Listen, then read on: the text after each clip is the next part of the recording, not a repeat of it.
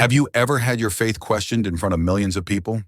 Imagine being on a talk show expecting a lighthearted conversation, only to suddenly hear, "Do you truly believe all of that which you portray?" Jonathan Roumie, the actor who portrays Jesus in The Chosen, never anticipated Steve Harvey posing that question. What transpired next left the host in tears and rendered millions of viewers speechless. Jonathan disclosed something he had never publicly shared, a story from May 2018 that irrevocably altered his life. But why did Steve Harvey, renowned for his self-assured demeanor, suddenly drop to his knees on stage? And what precisely did Jonathan utter that brought a grown man to tears live on air? Prepare to discover how a single, unassuming question transformed two men and resonated deeply with an entire nation. The lights of the Steve Harvey Show studio successively illuminated, signaling the commencement of the recording as the theme music resonated through the strategically positioned loudspeakers around the auditorium. The audience, comprising approximately 200 individuals, was abuzz in their velvet-upholstered crimson chairs, murmuring expectations and comments about the evening's special guest. Steve Harvey adjusted his navy blue tie and quickly reviewed his notes on the cue cards held firmly in his hands, shouldering the gravity of his responsibility to conduct yet another interview that could potentially etch itself into the annals of his show's history. His golden crucifix swayed gently on his chest, catching the warm studio lights as he strode with resolute steps towards center stage. The palpable energy in the air was laden with an anticipation distinct from other evenings, as if something transcendental was poised to unfold within that hallowed television space. "Today we have a very special guest," Steve announced in his signature voice, pausing dramatically to allow the emotion to permeate the atmosphere. "A man who not only portrayed Jesus Christ on screen, but who captivated hearts worldwide with his authenticity and humility." Jonathan Roumie emerged from the wings of the stage, his 50 years evident in the subtle lines etched around his brown eyes and in the carefully trimmed grizzled beard he maintained. He wore dark-washed jeans that contrasted with his simple yet immaculately pressed white cotton shirt and a black blazer that lent an understated formal touch. His slightly wavy brown hair was slicked back, revealing a broad forehead that caught the studio lighting. As he walked across the stage, his movements were measured and unassuming, as if each step were an endeavor to avoid drawing more attention than necessary. The silver crucifix that dangled from his neck caught the camera lights, glinting subtly against the white fabric of his shirt, a symbol he had carried for decades as a constant reminder of his faith. His hands, calloused from years of work on various cinematic projects, trembled imperceptibly, betraying the natural tension of one who preferred the wings to the spotlight. "My goodness, your reception always astounds me," Jonathan said softly, briefly acknowledging the audience with a genuine smile that couldn't quite mask his unease. "I'm just a guy trying to do my best work, nothing more." Steve's formal introduction resonated through the studio with the gravitas of a solemn pronouncement, each word meticulously chosen to convey the magnitude of the unfolding moment. The audience erupted in deafening applause, many rising from their seats with expressions of awe and reverence, as if in the presence of someone truly exceptional. Jonathan waved once more, but his body language clearly betrayed his discomfort with such adoration, his shoulders slightly hunched forward in a naturally defensive posture. He made his way swiftly to the brown leather armchair positioned beside Steve, his hands nervously adjusting his blazer before he sat down. The studio gradually settled into silence, yet the energy remained palpable, charged with anticipation and respect. Steve observed every movement of his guest intently, perceiving the authenticity emanating from every gesture, every facial expression, every attempt to maintain humility amidst the moment's grandeur. "Jonathan, you must be wondering how one man manages to portray Jesus Christ so convincingly," Steve began, leaning slightly forward in his chair. "I mean, this isn't precisely the kind of role any actor can simply undertake and perform."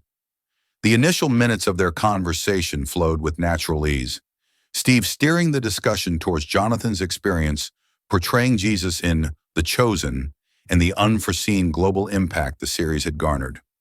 Jonathan responded with his characteristic humility, explaining how he had never envisioned that an independent, fan-funded project could reach so many people across all continents. His replies were deliberate, each word carefully chosen, as if he were constantly reminding himself of the profound responsibility he bore when speaking publicly about such sacred topics. The crucifix on his chest moved gently with each breath, a constant reminder of his faith that accompanied him through every project, every decision, every moment of his life. Steve meticulously observed Jonathan's demeanor, mentally noting how he maintained direct eye contact yet remained devoid of arrogance, how his hands moved expressively only when warranted, and how his voice remained composed even when discussing topics that clearly stirred him profoundly. The audience remained in reverent silence, absorbing every word, every nuance of the conversation unfolding before them. You know, it's quite intriguing how people react when they discover you portray Jesus, Jonathan mused, his gaze briefly sweeping towards the audience before returning to Steve. They expect me to be perfect, to possess all the answers, to be some kind of living saint. The ambiance in the studio began to subtly shift as Steve adjusted his posture, his note cards deliberately placed upon the coffee table separating them. His facial expressions grew more earnest, more contemplative, as if he were preparing to delve into deeper conversational waters. The crucifix dangling from his neck caught the camera lights for a moment, casting a gleam that seemed symbolic of what was about to transpire. Jonathan sensed the shift in the air, his trained actor's instincts picking up on the nuances of Steve's body language, the way he breathed more slowly, how his eyes fixated with greater intensity. The audience, too, sensed the transition, a deeper quiet settling over the auditorium, as if everyone instinctively knew the conversation was about to take a different, more challenging, more significant turn. Steve briefly touched the crucifix at his chest, an unconscious gesture that betrayed his own mental preparation for what he was about to ask. "But tell me something, Jonathan," Steve interjected, his voice adopting a more earnest, probing tone. "Do you truly believe in all of this that you portray?" The impact of the question was immediate and palpable, as if a stone had been cast into a perfectly still lake. Jonathan blinked slowly, processing not merely the words, but the tone, the intent, the underlying challenge Steve had laid before him. His hands, which until then had been resting comfortably in his lap, subtly closed, not into fists, but adopting a more defensive, more guarded posture. The audience remained in absolute silence, yet the palpable collective tension was discernible, an acute anticipation of the impending unraveling of events. Steve maintained his direct gaze upon Jonathan, a slight furrow in his brow, clearly not anticipating a simple or superficial response. The studio seemed to have contracted, concentrating all energy and focus into the confined space separating the two men. Two crucifixes, emblematic of two diverging perspectives on faith, poised to converge in a moment of raw, televised veracity.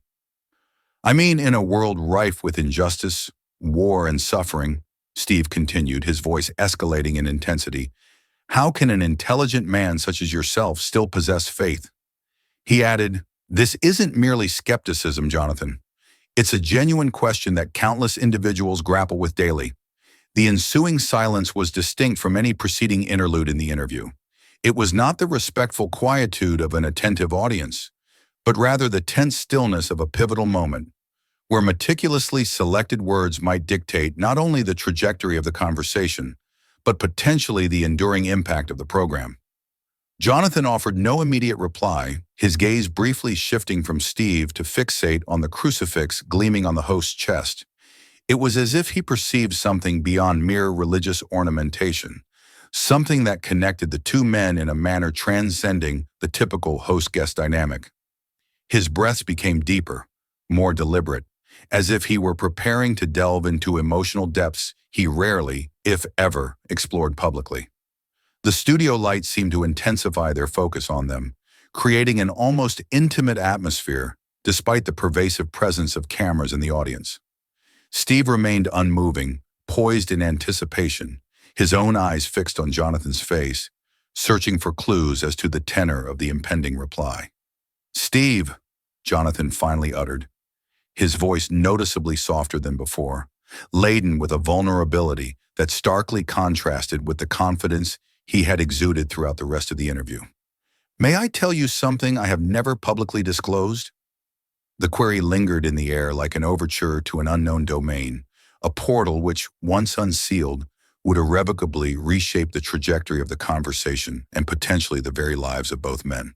Steve nodded slowly, his seasoned presenter's instincts telling him that he was about to witness something extraordinary, something that would transcend the normal confines of television and enter the realm of the genuinely transformative. Jonathan shifted in his seat, not from physical discomfort, but as if bracing himself to bear an emotional weight he had carried for years. His hands instinctively went to the crucifix on his chest, a gesture that precisely mirrored what Steve had done moments before, creating a visual symmetry that did not escape the camera's notice. The audience was held in rapt anticipation, each person present sensing they were about to witness something rare and precious, a moment of human truth seldom captured on television. The studio seemed to have transformed from an entertainment venue into a confessional, a hallowed space where profound secrets were poised for revelation. "I need you to understand that this is not something I share lightly," Jonathan continued, his gaze never leaving Steve's, forging a connection that transcended televisual performance. "But your question merits an honest answer, even if it places me in a vulnerable position." Jonathan took a deep breath, as if on the verge of opening a door he had kept locked for years, his lungs filling with air, as his eyes momentarily closed to gather courage. When he opened them again, a different kind of resolve was in his gaze. A resolution stemming from someone who had decided it was time to share a truth he had carried in silence for a very long time. His hands instinctively went to the crucifix on his chest, holding it gently between his fingers, as if it were a talisman lending him strength to proceed. The audience was enveloped in a profound silence, each person present intuitively sensing they were about to witness something profoundly personal and transformative. Steve leaned further forward, his elbows resting on his knees, his body language reflecting the intensity of the moment unfolding before him. "There was a moment in May of 2018 when I questioned everything.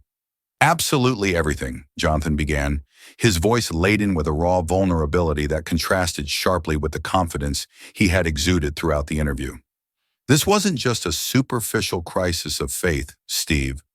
It was an utter existential crisis, where I questioned if there was any real purpose to my life, if God truly existed, and if I was squandering my life pursuing dreams that would never materialize."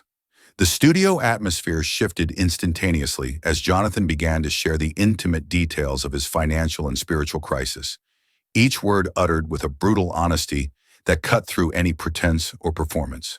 He recounted waking up that May morning to an overdrawn bank account, a reality that hit him like a punch to the gut when he checked his online statement. His hands trembled slightly as he revisited the memory, his fingers intertwining and parting repeatedly, a nervous gesture that betrayed the lingering pain of that experience. Steve observed every movement, every facial expression, completely engrossed in the narrative unfolding before him. The audience remained motionless, many unconsciously leaning forward, as if to capture every nuance of the story being told. The emotional weight of Jonathan's words was palpable, filling the space between them with an intensity that transcended anything the show had previously experienced. "I only had $20 in my wallet, Steve, and when I opened the fridge, there was only enough food for one meal," Jonathan continued, his voice growing rougher with emotion. "I hadn't worked in 3 weeks. The bills were piling up, and I was 44 years old, looking back at a career that seemed to be going nowhere. I felt like an utter failure, questioning every decision I had made, every dream I had pursued." Steve leaned forward again, his expression visibly shifting from skepticism to genuine attentiveness, his eyes filling with a compassion rarely seen in televised interviews. The crucifix on his chest swayed gently as he moved, catching the studio light in a way that seemed almost symbolic of the spiritual moment unfolding. His hands moved to cup his chin, a posture that conveyed not merely interest, but a profound engagement with the narrative Jonathan was sharing. The audience remained in reverent silence, many visibly moved by the raw vulnerability being displayed before them. Jonathan paused for a moment, his eyes briefly sweeping the audience before returning to Steve, as if steeling himself for the most arduous part of his narrative. The air in the studio felt palpably charged with emotional electricity, each person present sensing they were bearing witness to something rare and precious. A moment of human truth seldom captured on television. "Steve, I was desperate in a way I had never before experienced," Jonathan admitted, his voice cracking slightly. "It wasn't merely financial desperation, it was existential despair.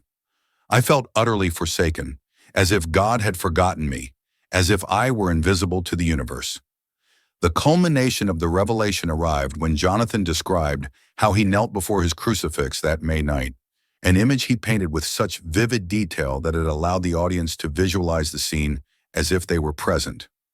He explained how his legs trembled as he knelt on the wooden floor of his small apartment, how his hands clasped together in prayer for the first time in years, how the words poured forth from his mouth in a desperate torrent of brutal honesty.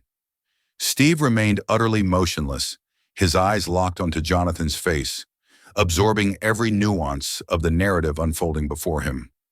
The crucifix on his own chest seemed to glow more intensely under the studio lights, as if responding to the spiritual account being recounted. Jonathan described how, in that moment of complete surrender, he did something he had never done before in his adult life. He fully relinquished his control, his fears, his dreams, his career, his entire life into God's hands unconditionally, without negotiation, without any backup plans. Many in the studio audience were visibly moved to tears, affected by the profound depth of the spiritual experience being shared with them. "I told God that night that I could no longer bear the burden alone," Jonathan continued, his voice gaining strength as he divulged the most transformative part of his story. "I stated that if He had a plan for my life, I was finally prepared to embrace it, even if it meant relinquishing all my personal plans and ambitions." Jonathan's depiction of the inexplicable peace he experienced at that moment was so vivid and authentic that the entire studio seemed to have been transmuted into a sanctuary where miracles were not merely plausible, but anticipated. He elaborated on how, following his desperate supplication, a supernatural calm descended upon him, not as an audible voice or a dramatic vision, but as a palpable presence that utterly enveloped him. Steve unconsciously clasped the crucifix on his chest, his eyes beginning to well up with tears as he absorbed the profundity of the spiritual experience Jonathan was sharing. The audience remained in reverent silence, many visibly moved by the veracity of the narrative being presented. Jonathan described how, even amidst his financial and emotional turmoil, he felt an inexplicable certitude that everything would be all right. Not because his situation had changed, but because his perspective had been fundamentally transformed. The studio appeared imbued with a spiritual energy that transcended anything previously encountered on the program. "Later that very day, Steve, I received 4 checks in the mail," Jonathan divulged, his voice laden with awe and gratitude. "They were not checks I was expecting, nor were they payments I had negotiated. They simply arrived, as if the universe had conspired to confirm that my prayer had been heeded." The disclosure regarding the checks that arrived the same day created a palpable moment of suspense in the studio, as if all present were witnessing not merely a personal anecdote, but a testament to divine intervention. Jonathan explained how each envelope contained payments for dormant projects he had forgotten, royalties from voiceover work he had done years prior, and tax refunds he had not anticipated receiving. Steve remained utterly engrossed, his eyes fixed on Jonathan's face, processing not only the words, but the spiritual import of what was being shared. The audience murmured softly, a collective sound of wonder and acknowledgement of the divine synchronicity being described. Jonathan paused dramatically, allowing the full impact of his revelation to be completely absorbed by all those present in the studio. The air seemed charged with possibility, as if miracles were poised to unfold at any moment for anyone willing to surrender wholly to the divine will. "But it wasn't just the money, Steve," Jonathan continued, his voice imbued with heightened emotional intensity. "It was the subsequent events that truly affirmed that God was orchestrating something far grander than I could have ever conceived. Mere weeks later, I received the call that would change my life irrevocably." The culmination of Jonathan's revelation about receiving the invitation to portray Jesus in The Chosen was delivered with a profound emotional intensity that made the entire studio feel electrified with divine possibility. He described how the phone rang on an otherwise unremarkable morning, how he demurred from picking up because he didn't recognize the number, how the voice on the other end of the line elucidated details about an independent production that needed an actor to portray Jesus Christ. Steve remained transfixed, his eyes glistening with unshed tears, clearly moved by the unfolding narrative. The audience was palpably moved, many discreetly dabbing their eyes, touched by the profound spiritual resonance Jonathan was sharing. Jonathan explained how, in that moment, he knew instantaneously that this was the answer to his desperate supplication from weeks prior, how everything aligned perfectly in a manner that could only be characterized as providential. The studio appeared to have been transmuted into a living testament to the potency of faith and divine intercession in quotidian life. "You asked me how I can have faith in a world full of suffering, Steve," Jonathan concluded, gazing directly into the host's eyes. "I have faith precisely because of suffering, because it was in my darkest hour that I found the most effulgent light. Suffering did not shatter my faith. It fortified it in a way I had never conceived possible." The studio descended into a profound stillness, a quietude that transcended anything the program had hitherto experienced.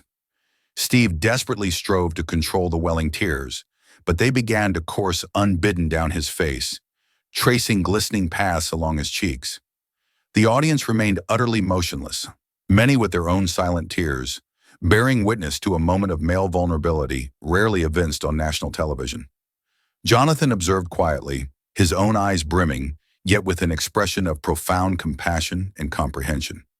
"Steve, I can tell you something I've noticed about you since the moment I walked into this studio tonight," Jonathan uttered softly, his voice imbued with a tenderness that stood in stark contrast to the preceding emotional intensity.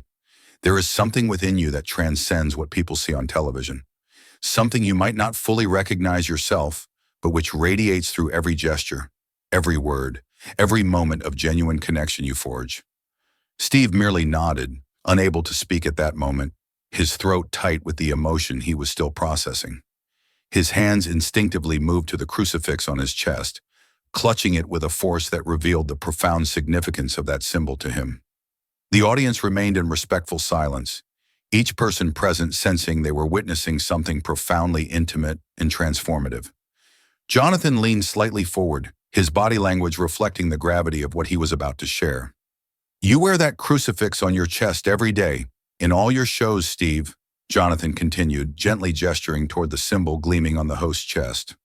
"That's not merely an accessory you choose to match your outfit. It's a silent yet potent declaration of who you are at your innermost core. You might not realize it, but you are preaching every day, even when you tell jokes, even when you entertain." Jonathan elaborated on how he had observed Steve over the years, how he had noticed the unique way he connected with people, how his humor was never cruel or diminished others, but always uplifted and encouraged. Steve remained utterly engrossed, his gaze fixed on Jonathan's face, processing not only the words but the profound implication of what was being revealed about his own purpose. The audience murmured softly, a collective sound of recognition and assent. The crucifix on Steve's chest seemed to pulse with an inherent light, as if physically affirming the spiritual truth being proclaimed. "God uses people like you, Steve, individuals who aren't in traditional pulpits, but who possess open hearts and genuine spirits," Jonathan proclaimed, his voice imbued with prophetic intensity. "You touch millions of lives daily through television, the internet, chance encounters, and often you don't even realize the transformative impact you're having. Every laugh you elicit, every moment of human connection you forge, every time you display genuine vulnerability, you are ministering to people." Steve finally found his voice, though it emerged tremulous and laden with an emotion he could no longer conceal. His hands remained clutched to the crucifix, as if it were an anchor tethering him to reality. The audience collectively leaned forward, straining to catch every word that issued from his lips. Jonathan observed with profound compassion, his own eyes glistening with tears of gratitude for having been instrumental in touching the heart of someone he clearly respected and admired. I just try to do my best, man," Steve conceded, his voice faltering slightly on the last word. "I never thought I was doing anything beyond trying to earn a living and perhaps make people laugh a little. But you're making me see that perhaps God has been using this in ways I never imagined." Jonathan smiled with a luminosity that seemed to radiate from the very core of his being, an expression of pure spiritual joy that utterly transformed his countenance. He leaned in further, his words flowing with the ease of one speaking directly from the heart. The audience remained in complete silence, each individual absorbing the profound spiritual connection that was unfolding before them. Steve continued to clutch the crucifix, his gaze fixed upon Jonathan's face, as if he were beholding not merely an actor, but a divine messenger who had arrived to unveil truths about himself. "Precisely, Steve, and that is why God uses you so powerfully," Jonathan rejoined, his voice imbued with unshakable conviction. "Because you are authentic to the core. You are real, genuine, devoid of pretense or spiritual mask. You're not striving to be a perfect saint. You are human, replete with doubts, with struggles, and it is precisely that which enables people to connect with you on such a profound level." The culminating moment of transformation arrived as Jonathan slowly rose, a movement that was simultaneously physical and symbolic. Steve responded instinctively, rising as well, his movements slightly tremulous from the emotional intensity he was still processing. The two men stood face to face, no longer as host and guest, but as kindred spirits united by a profound, transcendent experience. The studio seemed to have transformed into a sanctuary where divine grace felt palpable and pervasive. "Steve, you might not fully grasp it, but this conversation wasn't solely for you," Jonathan said, extending his arms towards the host. "It was for every person watching, every soul that needs to hear that God can use anyone, anywhere, in any circumstance. You are living proof that ministry knows no bounds."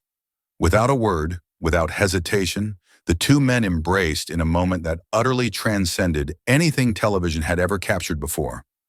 Steve felt his shoulders trembling as years of doubt regarding his purpose and spiritual worth dissolved in the warmth of Jonathan's acceptance.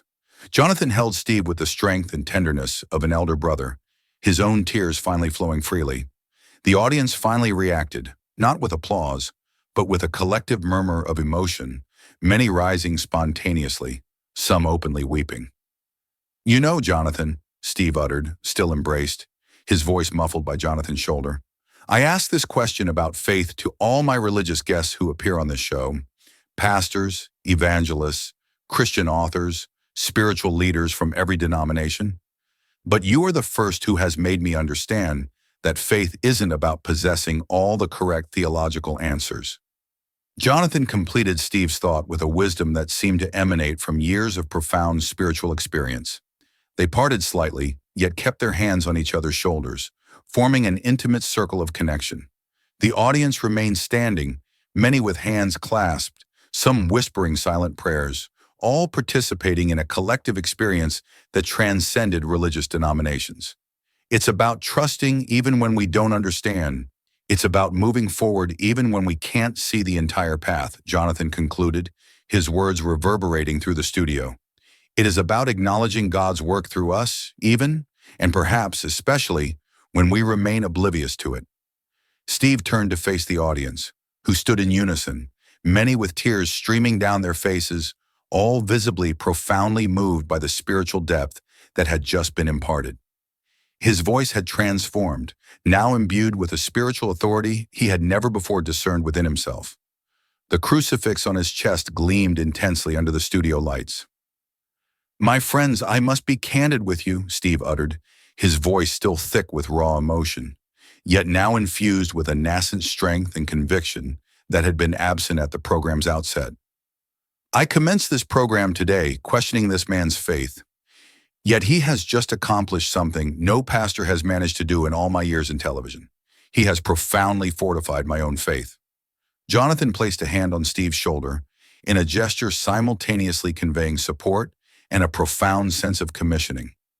Turning to face the main camera directly, Jonathan spoke with such prophetic authority that his voice seemed to reverberate through the entire studio. "If there is anyone watching who is currently navigating a period of profound hardship," Jonathan proclaimed, his voice imbued with profound compassion, "I need you to understand that he is undeniably present. Even when all appears shrouded in darkness, God is actively at work in your life. Steve nodded profoundly, dabbing at the tears that relentlessly streamed down his face. His voice, when it finally emerged, resounded with a ministerial authority he had never before acknowledged within himself. Jonathan, you have illuminated something for me today that will fundamentally alter my perception of my work, my life, my very purpose, Steve articulated, his voice now imbued with resolve. Shall we offer a prayer together? And there on the brightly lit stage of a talk show, before an audience of millions, two men knelt in unison, their heads bowed in profound reverence, their hands clasped in fervent prayer. Steve commenced a prayer in a voice that was both deeply intimate and universally resonant, his words flowing unbidden from his heart, while Jonathan responded with hushed, reverent whispers. The audience remained transfixed, many with their own hands clasped in prayer, all bearing witness to an experience that would undoubtedly be etched into memory as one of television's most profoundly impactful moments. A resounding testament to how authentic faith possesses the power to consecrate any mundane space into hallowed ground.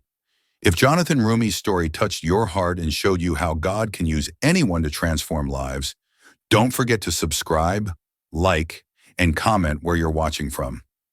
And tell me, have you ever experienced a moment where you questioned your faith, but later realized that God was working in your life? Share your experience in the comments. May God bless your journey.